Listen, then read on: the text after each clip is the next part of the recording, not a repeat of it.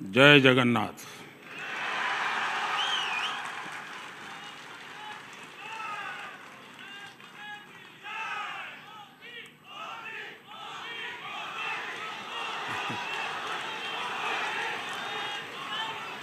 ओडिशा के राज्यपाल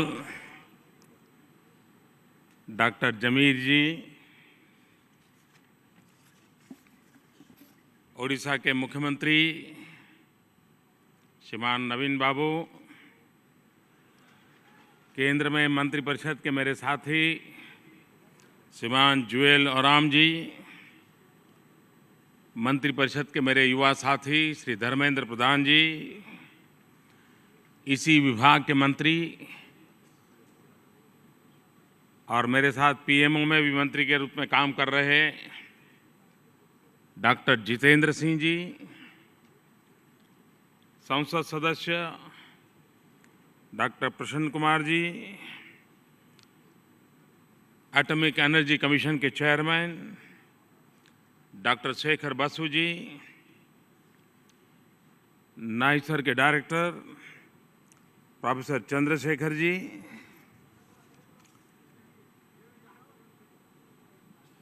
यहाँ पधारे हुए इस क्षेत्र के ज्ञाता सभी महानुभाव,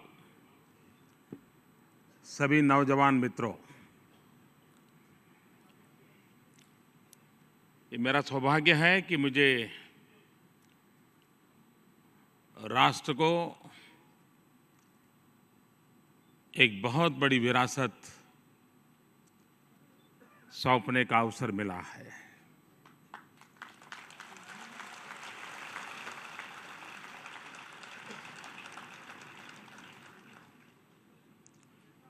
इमारतें तो बहुत बनती हैं, भवन भी बहुत बनते हैं,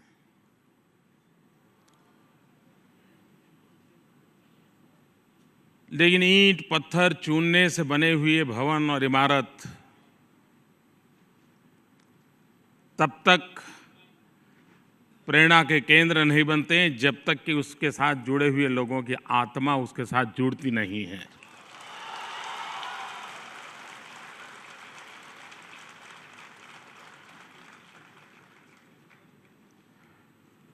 और इसलिए व्यवस्थाओं का तो महत्व होते हुए भी व्यवस्थाओं के भीतर प्राण होने चाहिए। और मुझे इस बात की खुशी है कि विज्ञान और टेक्नोलॉजी के क्षेत्र में हमारे साइंटिस्ट, हमारे टीचर, हमारे प्रोफेसर, हमारे स्टूडेंट्स इन दिनों जी जान से जुटे हुए हैं। कुछ न कुछ नया करने का इरादा हर किसी के मन में होता है। हर किसी के नसीब में नोबेल प्राइज नहीं हो सकता है, लेकिन कोई रिसर्च, कोई इनोवेशन किसी गरीब की जिंदगी में बदलाव ला रहा है तो इससे बड़ा कोई नोबेल प्राइज नहीं होता है।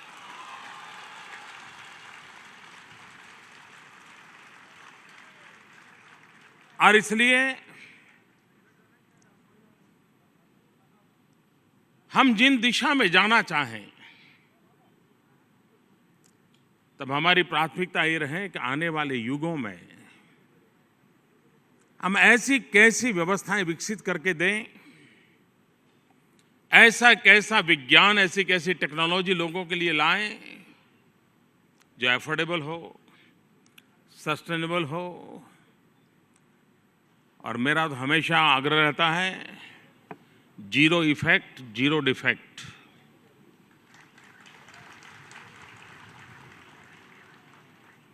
जीरो इफेक्ट का मेरा तात्पर्य ये रहता है कि उसका दुष्प्रभाव किसी भी प्रकार से न हो, चाहे एनवायरनमेंट पर हो, चाहे क्लाइमेट का विषय हो, चाहे ग्लोबल वार्मिंग का विषय हो, या व्यक्ति की जिंदगी हो, या प्राकृतिक संपदा हो। इस पर कोई साइड इफेक्ट ना हो और हमारा प्रोडक्ट भी ऐसा हो जो जीरो डिफेक्ट हो, ताकि वो न सिर्फ भारत में ग्लोबली एक्सेप्टेड हो। और इसलिए हम सिर्फ खोज करें, नया सोचे, इतने से इनफ नहीं है। हमें इसे सामान्य जन तक पहुंचाना, ये भी एक बहुत बड़ी चुनौती होती है। मैंने देखा भव्य कैंपस है, लेकिन दो काम मैं आपसे चाहता हूं, और विशेष करके खजाने से नहीं, तिजोरी से नहीं, बजट से नहीं, आप लोगों के अपने प्रयास से। क्या एक कैंपस हिंदुस्तान का सबसे ग्रीनेस्ट कैंपस बन सकता है क्या?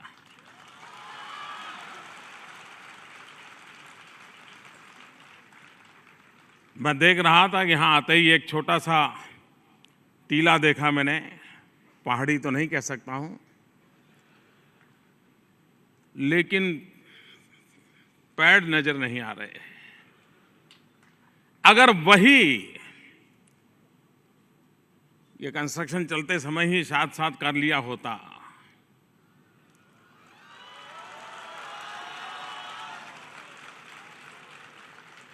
अब आगे का सुन करके भी ताली बजा रहा।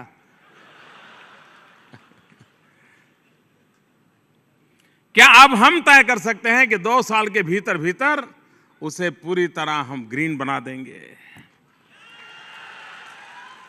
हर स्टूडेंट अपने परिवारजन आए तो परिचय करने के लिए जाए, हाँ ये मेरा परिवार का एक सदस्य है, ये 5 पौधे मेरे हैं, मैं इसका लालन पालन कर रहा हूं, मेरे माता पिता मुझे मिलने आएंगे तो मैं उनको दिखाने के लिए ले जाऊंगा। देखिए, संकल्प करना होता है।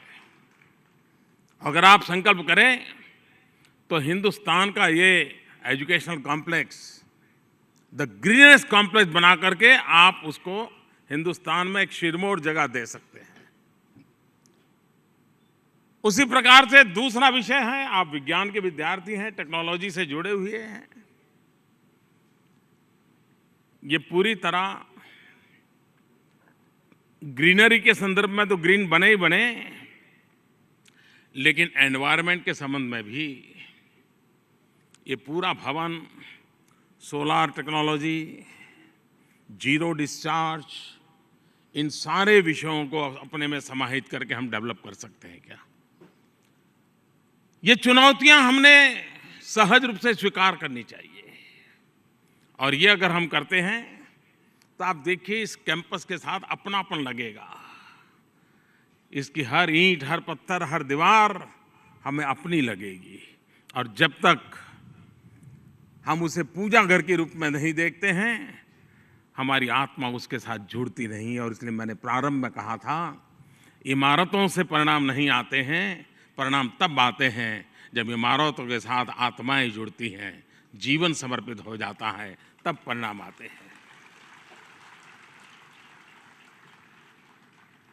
कभी कभार ये भी विवाद रहता है कि उत्तम लेबोरेटरी होगी, उत्तम साधन होंगे, तभी विज्ञान में प्रगति होगी। उसमें सच्चाई है, लेकिन ये भी पहलू है कि आज पूरे दुनिया में भारत का स्पेस मिशन, उसने अपनी एक इज्जत बनाई है, जगह बनाई है। मार्स मिशन में दुनिया में सबसे पहले सफल होने वाले हमारे देश के नौजवान रहे। लेकिन बहुत कम लोगों को पता होगा कि जब स्पेस साइंस में हमारे लोग यहाँ काम शुरू किया गया, तब उसके इक्विपमेंट साइकिल पर उठा करके ले जाए जाते थे और मोटार के गैरेज में काम किया जाता था, और उससे जाकर के आज स्पेस साइंस में हमने जगह बनाई है। उत्तम भवन नहीं थे, उत्तम व्यवस्थाएं नहीं थी, लेकिन उस समय काम करने वाले लोगों का एक सपना था, मिशन था, समर्पण था, जिसके कारण आज स्पेस के अंदर भारत का झंडा लहरा रहा है। उन लोगों के परिश्रम और पुरुषार्थ के कारण लहरा रहा है। और इसलिए हमारे भीतर मुझे कुछ देके जाना है, कुछ करके जाना है, किसी के लिए जी के जाना है, ये भाव जब तक प्रबल नहीं होता है, हम नयापन दुनिया को दे नहीं सकते। मानव जात का एक स्वभाव रहा है, ये निरंतर परिवर्तनशील होता है। हर युग में उसने अपने आप में बदलाव लाया है, खुद ने अब बदलाव में अपने आप को ढाला है। इनोवेशन अगर बंद हो जाता है तो जीवन स्थगित हो जाता है, व्यवस्थाएं निष्प्राण हो जाती है। व्यवस्थाएं अगर निष्प्राण होती हैं तो जीवन कभी प्राणवान हो नहीं सकता। और इसलिए इनोवेशन ये हर समाज की, हर युग की आवश्यकता है। हमें इनोवेशन को एनवायरनमेंट बनाना पड़ेगा। और ये आपके इंस्टीट्यूट तो है नाइसर, यस सर नहीं है। जहां यस सर है वहां विज्ञान अटक जाता है, जहां नाइसर है वहां विज्ञान आगे बढ़ता है।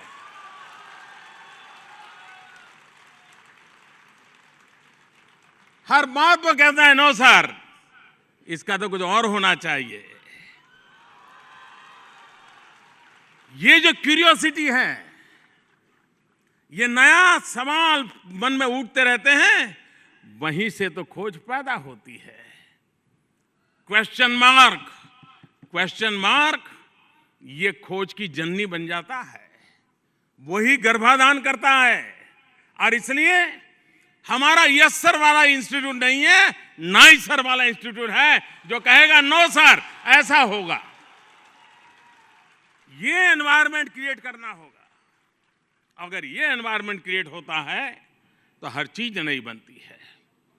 हमारे सामने कई चैलेंजेस हैं, और ऐसा नहीं है कि चैलेंजेस का उपाय हमारे पास नहीं है। अब हम उड़ीसा में ब्लैक डायमंड के मालिक हैं, विपुल भंडार भरा पड़ा है हमारे पास। लेकिन दुनिया में जो बदलाव आ रहा है, कहीं ऐसा ना हो जाए कि ब्लैक डायमंड हमारा बोझ बन जाए। क्योंकि दुनिया क्लाइमेट को लेकर के चर्चा कर रही है, फॉसिल फ्यूल के विरोध में एक बड़ा आंदोलन खड़ा हो रहा है। क्या हम समय रहते विज्ञान के माध्यम से, टेक्नोलॉजी के माध्यम से ऐसी व्यवस्थाएं विकसित करें कि हम कोल गैसिफिकेशन करके हम क्लीन एनर्जी की दिशा में कैसे जाएं, और वो सस्ती टेक्नोलॉजी के दिशा में हमारे इंस्टीट्यूशन कैसे काम करें, हमारे नौजवान कैसे काम करें। हमारे सामने काम है। हमारा समुद्री तट, उड़ीसा का समुद्र तट, हिंदुस्तान का समुद्री तट, ब्लू इकोनॉमी, ये आने वाले समय में एक बहुत बड़ा क्षेत्र बनने वाला है। और मैं हमेशा कहता हूं, भारत का जो तिरंगा झंडा है और उसमें एक ब्लू कलर का चक्र है, ये चतुर क्रांति का मार्गदर्शक है। हमें सैफ्रॉन रिवॉल्यूशन चाहिए, हमें व्हाइट रिवॉल्यूशन चाहिए, हमें ग्रीन रिवॉल्यूशन चाहिए, हमें ब्लू रिवॉल्यूशन चाहिए। जब मैं सैफ्रॉन रिवॉल्यूशन कहता हूं, एनर्जी का कलर है सैफ्रॉन। मैं व्हाइट रिवॉल्यूशन कहता हूं तब मैं डेयरी फार्मिंग, पशुपालन, किसान, मिल्क प्रोडक्ट, उसकी बात करता हूं। मैं ग्रीन रिवॉल्यूशन कहता हूं तब मैं एनवायरनमेंट की बात भी करता हूं, एग्रीकल्चर रिवॉल्यूशन की भी बात करता हूं।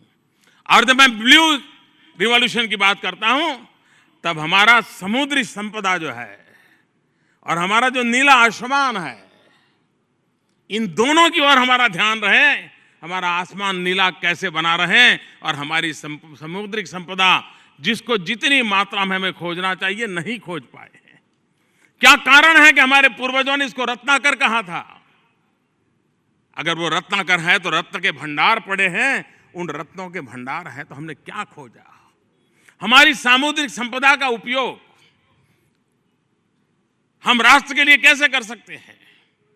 हमारे मछुआरे भाई बहन, साल में 6 महीना 8 महीना रोजगार मिलता है, लेकिन उसी समुद्री तट पर अगर सीवीड की खेती करते हैं और सीवीड में वैल्यू एडिशन करने की दिशा में हम काम करते हैं, हमारे बायोटेक्नोलॉजी में काम करने वाले, बायोलॉजी में काम करने वाले, सीवीड पर कैसे काम किया जा सकता, वो यानी न्यूट्रिशन वैल्यू बहुत होने के बावजूद भी उस पर हमारा ध्यान नहीं है। हो सकता है हमारे मछुआरों की आय का वो कारण बन सकता है। हम वैसी विज्ञान की वो कौन सी चीजों की ओर चले जो हमारे देश की रिक्वायरमेंट को पूरा कर सके।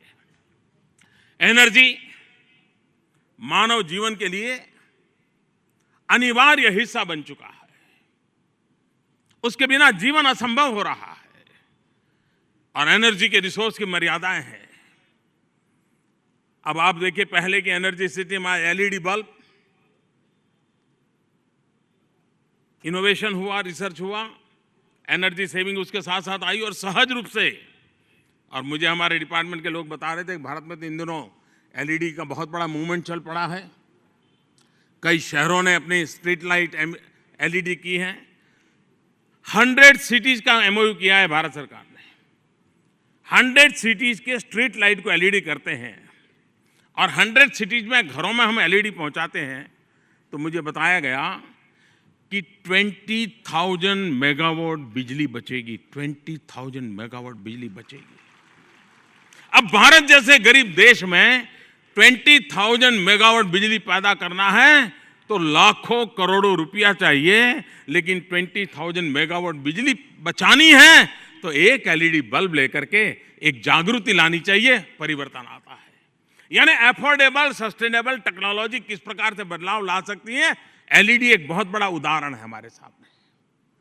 और इसलिए मैं आप नौजवानों से आग्रह करूंगा कि हम विज्ञान को किस रूप में, इनोवेशंस को, साइंस को किस रूप में ले जाएं, जो हमारी जो एनर्जी की समस्याएं हैं उसको हम समाधान करें। 175 गीगावाट रिन्यूएबल एनर्जी की दिशा में हम जा रहे हैं। क्लाइमेट जस्टिस, इस पर हमारा बल है, लेकिन 175 गीगावाट रिन्यूएबल एनर्जी पर जाना है तो आज जो पद्धति है वो इतनी कॉस्टली है कि भारत के लिए वो मुश्किल हो सकता है। लेकिन हमने रास्ता खोजने का तय भी कर लिया है।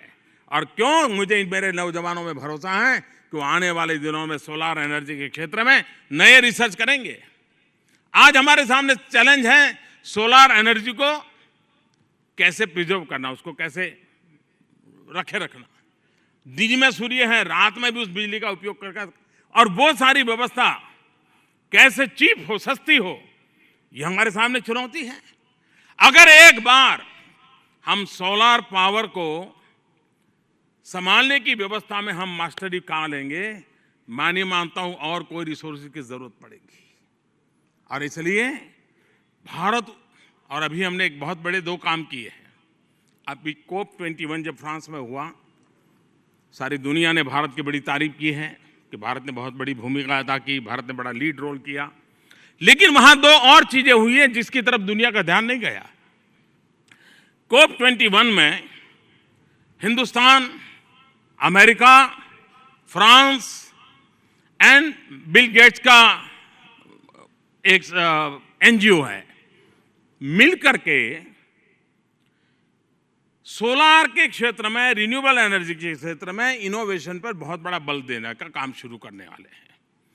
3 देश और एनजीओ वो काफी पूंजी लगाने वाले हैं। इनोवेशन के लिए इस पर दिशा में बहुत काम होने वाला है।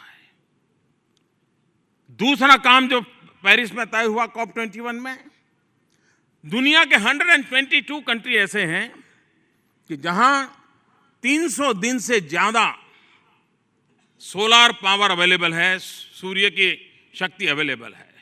उड़ीसा तो सूर्य देव की धरती है, कोणार्क सूर्य मंदिर दुनिया के लिए प्रेरणा देने वाला है।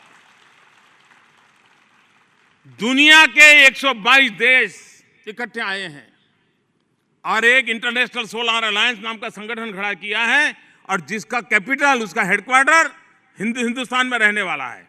और फ्रांस के भी राष्ट्रपति आए थे, उसके सचिवालय का उद्घाटन भी किया गया। कहने का मेरा तात्पर्य है कि एक बहुत बड़ी मात्रा में ये काम चल रहा है। स्वच्छ भारत, ये मिशन हमने उठाया है, लेकिन स्वच्छ भारत की सफलता उस बात पर निर्भर करती है कि हम वेस्ट में से वेल्थ क्रिएट करने के लिए कैसे इनोवेशन करें, कैसी टेक्नोलॉजी लाएं। हमें 2022 में हिंदुस्तान के गरीब से गरीब व्यक्ति को उसका अपना घर देने का हमारा सपना है।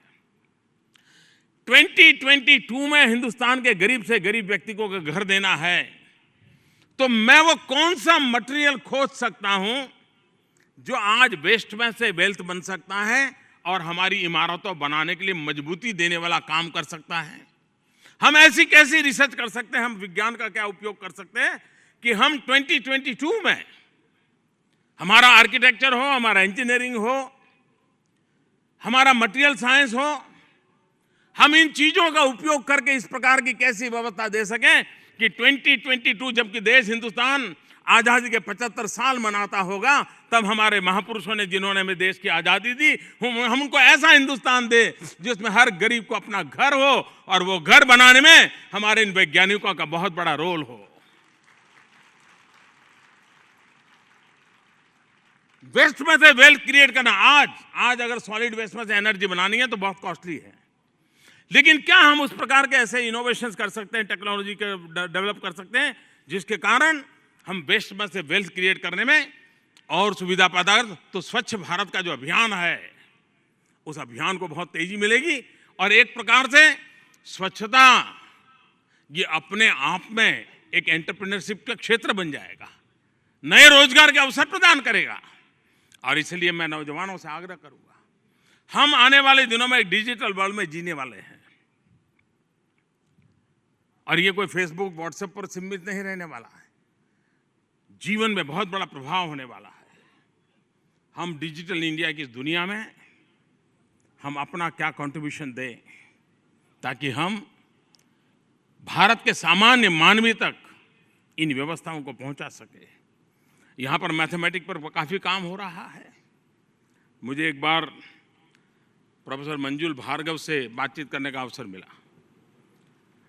मैथमेटिक्स की दुनिया में छोटी आयु में उन्होंने बहुत बड़ा योगदान किया है, कई सारे अवार्ड मिले हैं। मैंने उसका एक इंटरव्यू देखा था तो फिर मेरा मन कर गया, तो मैंने उससे मिला था।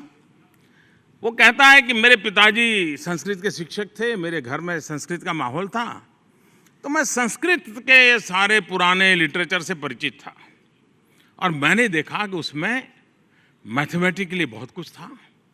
तो मैंने उस एंशिएंट ज्ञान का उपयोग किया, मॉडर्न नॉलेज के साथ उसको इंटरफेस किया और उसमें से मैंने नई चीज़ों को पनपाया जो दुनिया के लिए अचरज बन गया और आज मुझे मैथमेटिक्स की दुनिया में एक अथॉरिटी मान लिया गया।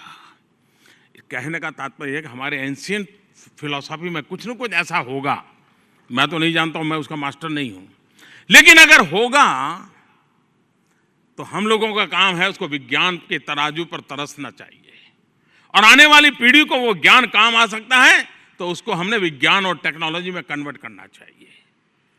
और उस दिशा में अगर हम काम कर सकते हैं तो हम मानव जात की बहुत बड़ी सेवा कर सकते हैं और उस दिशा में हम लोगों ने प्रयास करना चाहिए। ये भी सही है कि हम लोगों के लिए खास करके फॉर्मेटिव एज में स्कूली बच्चों में साइंटिफिक टेम्पर कैसे डेवलप हो, ये हमारे लिए बहुत आवश्यक होता है।